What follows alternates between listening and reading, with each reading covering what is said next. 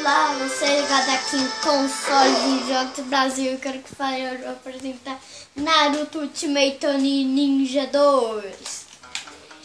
Então, hoje eu vou apresentar dos fight, né, pai? O da história é bem mais difícil.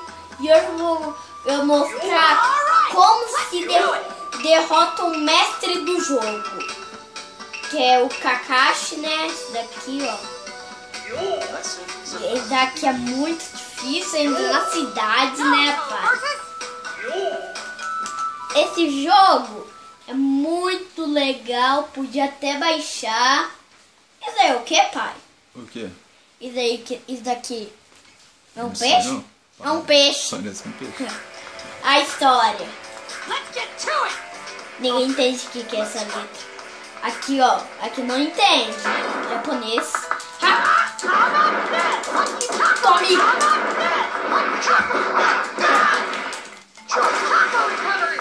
Já chega.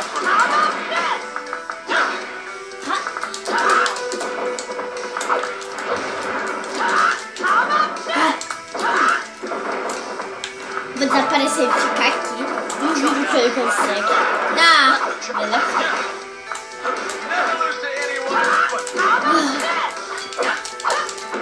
Uou, ele desviou. Ele anda com uma faca? Ó.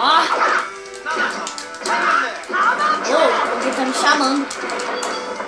Foi lá. Oh, por que ele já vem me batendo, hein?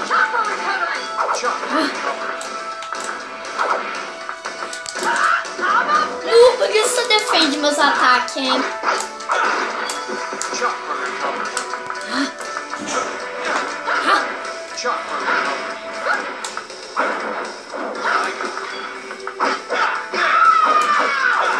E não... Ai não, ele vai me derrotar. Fique atento. Aí.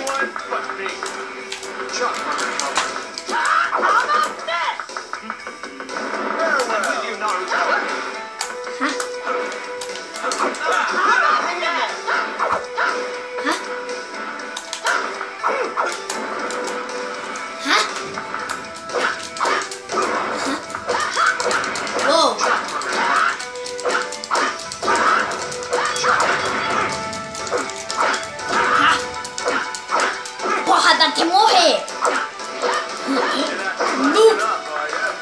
Ó, esse jogo bate no bolinha, né, pai? É no quadrado que joga estrelinhas ninja. Ele vai ficar morrendo. Pronto, derrotei o ninja e tchau, tchau. Não esquece de dar seu joinha, não.